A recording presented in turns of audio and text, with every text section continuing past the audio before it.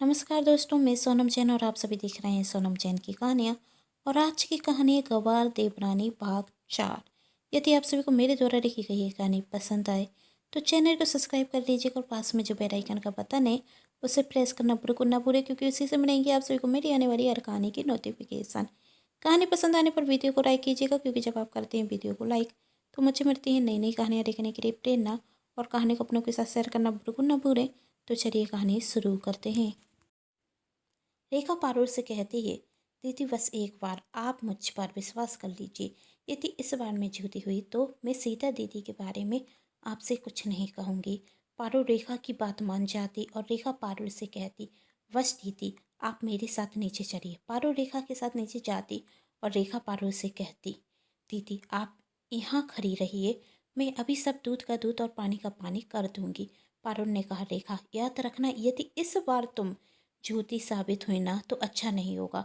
रेखा ने कहा, दीदी ऐसा कुछ नहीं होगा, आज आपके सामने आपकी सहेली सीता दीदी का सच आ ही जाएगा। पारुल कहती, वही तो वक्त ही बताएगा कौन सच्चा और कौन झूठा है।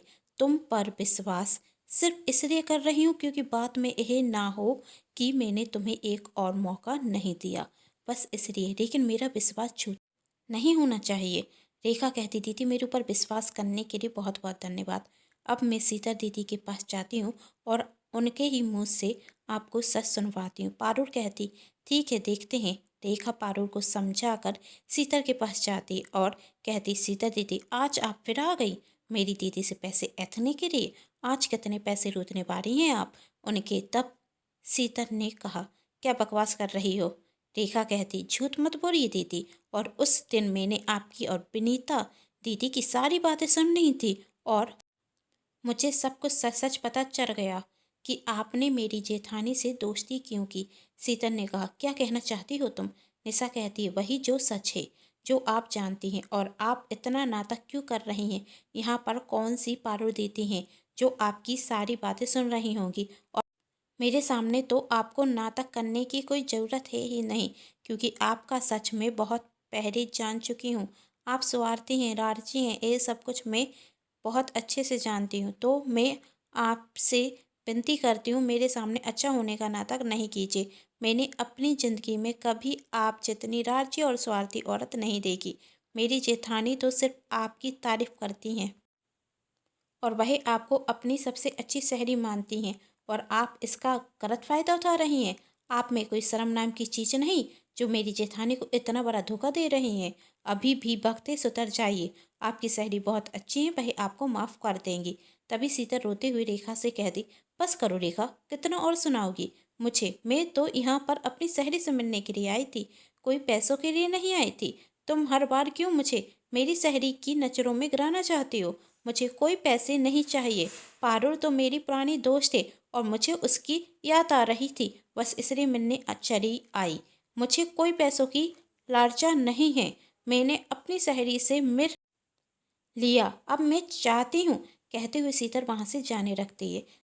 तभी वहाँ पारुल आती है और सीतर को रोकते हुए कहती, रुको सीतर, तुम्हें कहीं भी जाने की ज़रूरत नहीं, और ख़ासकर रेखा की बातें सुनकर तो तुम्हें जाने की कोई ज़रूरत नहीं है।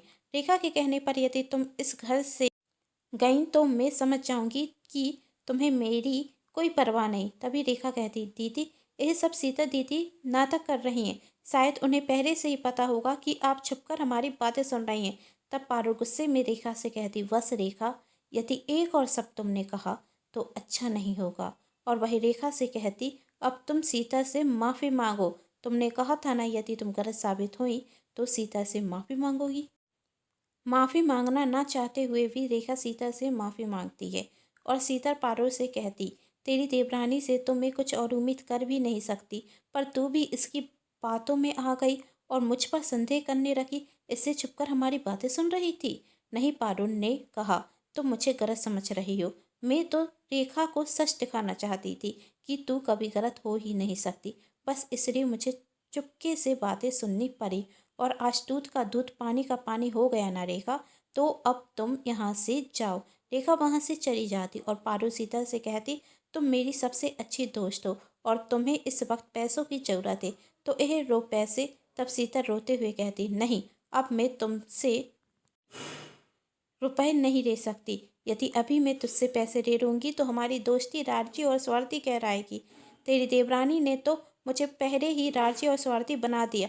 अब मैं नहीं चाहती कि दुनिया कहे कि मैंने तुझसे दोस्ती सिर्फ लालच और स्वार्थ के पीछे की है। तब पारुल कहती, यदि अभी भी तू मुझे सबसे अच्छी दोस्त मानती है तो तुझे पैसे देने होंगे। शीतल मन ही मन खुश होकर 50,000 रुपये ले लेती और मन ही मन खुश होते हुए कहती, यह गवार देवरानी मेरा सच पारुल के सामने रहना चाहती थी और मैंने ही उसे फिर एक और बार पारुल के सामने झूठा साबित कर दिया। पारुल शीतल से कहती है, यदि तुझे आगे भी किसी मदद की ज़रूरत हो तो मुझसे कहना और किसी के बारे में कुछ नहीं सोचना। हम दोनों दोस्त हैं और हम दोनों को किसी से डरने की कोई ज़रूरत नहीं है। तब शीतल कहती, तुझ जैसी दोस्त पाकर तुम्हें धन हो गई और कहती, अच्छा मुझे देर हो रही है, मैं जाती हूँ। शीतल वहाँ से चली जाती। तभी उसे रेखा मिलती और वही रेखा से कहती, बहुत बड़ी मूर्ख हो तुम, अपने पैर पर खुद ही कुल्हाड़ी पटक ली। अब तुम अच्छे से समझ गई होगी दुनिया में सबसे पंगा ले लेना, पर मुझसे नहीं। तुम्हें क्या लगता है मैं तुम्हारी बातों में आकर सब कुछ सच सच बोल दूंगी? मैं तो पहले ही समझ गई थी कि पारुल जरूर हमारी बातें सुन रही होगी, क्योंकि जब तू पारुल के कमरे में गई तभी मुझे समझ में आ गया था तू कुछ ना कुछ तो गड़बड़ करेगी और मेरा संदेह सही साबित हुआ ना। तूने पारुल को छुपकर हमारी बातें सुनने के लिए कहा था ना, लेकिन मैं भी कोई कम चालाक नहीं हूँ।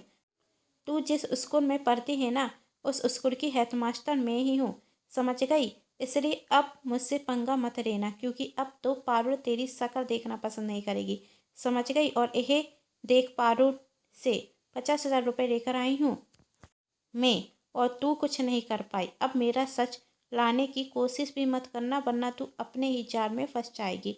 मैं बहुत बुरी हूँ, बहुत बुरी। और तू तो सच ही कह रही थी कि मैंने पारुल से दोस्ती पैसों की लालच में ही की थी, और पारुल से मैंने आज पहली बार पैसे नहीं लिए है। ऐसा तो मैं बार बार करती रहती हूँ। पारुल से मैं पैसे कोई ना कोई बहाने देती रहती हूँ, जिसमें से मैं उसे कुछ पैसे वापस कर देती हूँ और कुछ पैसे अपनी मजबूरी बताकर नहीं दे पाती, जिसे पारुल छोड़ देती है। पर सच में बहुत बड़ी मूर्ख है पारुल। पारुल जैसी सहेली मुझे कभी नहीं मिलेगी, इसलिए तो मैं उससे दोस्ती तोड़ नहीं सकती। जब भी मुझे पैसों की ज़रूरत होती है, पारुल के सामने रोना शुरू कर देती हूँ और वही मुझे पैसे दे देती है, जैसे आज देती है। सच में पारुल जैसी सहेली सबको मिले या ना मिले, मुझे तो ज़रूर मिलनी चाहिए, और तुझ जैसी गवार देवरानी भी होना चाहिए।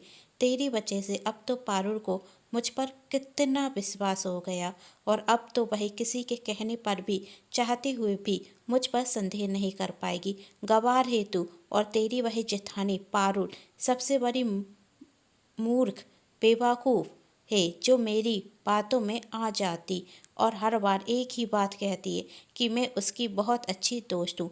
मुझे समझ में नहीं आता यह मुझ में अपनी अच्छी सहेली क्यों देखती है। मैंने कौन सी उसके लिए अपनी जान दे दी, कभी 1 रुपये खर्च नहीं किया होगा। वह कहती है कि मैं उसकी अच्छी दोस्त हूँ।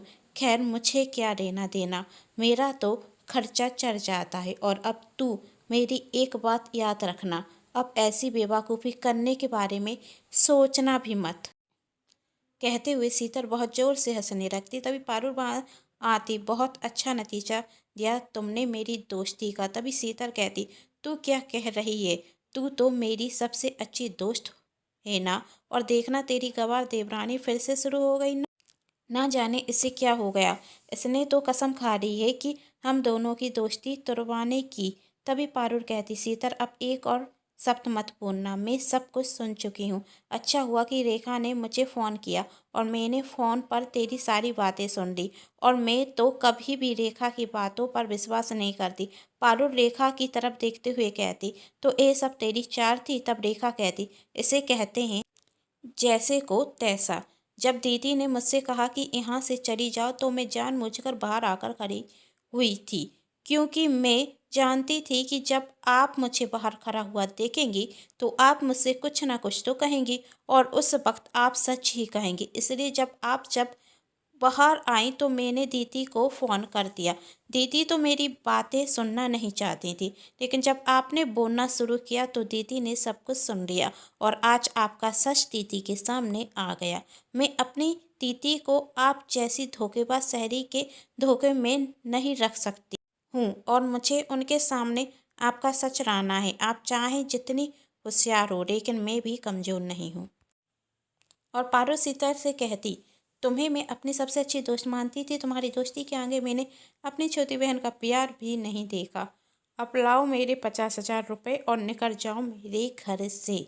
और आज के बाद तुम मुझे अपनी शक्ल मत दिखाना। सीता वहाँ से चली जाती है। पारो रेखा से कहती, तुमने आज छोटी बहन होने का फ़र्ज बहुत अच्छे से निभाया, लेकिन मैंने बड़ी बहन होने का फ़र्ज नहीं निभाया। मैंने तुम्हें हमेशा गलत समझती रही।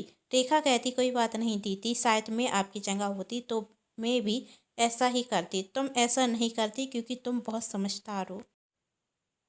पारुल कहती, दीदी आप बहुत अच्छी हैं, इसलिए किसी में बुराई नहीं देखती। रेखा पारुल से कहती है, यह सब कुछ देखकर सुमित्रा जी खुश थी। आज उनकी दोनों बहुएं एक साथ हैं। दूसरे दिन से पारुल और रेखा एक साथ ही रसोई में काम करती हैं और पारुल रेखा को अंग्रेजी सिखाती, जिसे देखते हुए निखिल और विनीत भी खुश हैं। आज उनका पूरा परिवार खुश है। यदि आप सभी को मेरे द्वारा लिखी गई ये कहानी पसंद आई हो तो चैनल को सब्सक्राइब, वीडियो को लाइक और शेयर जरूर कर दीजिएगा। Thanks for watching.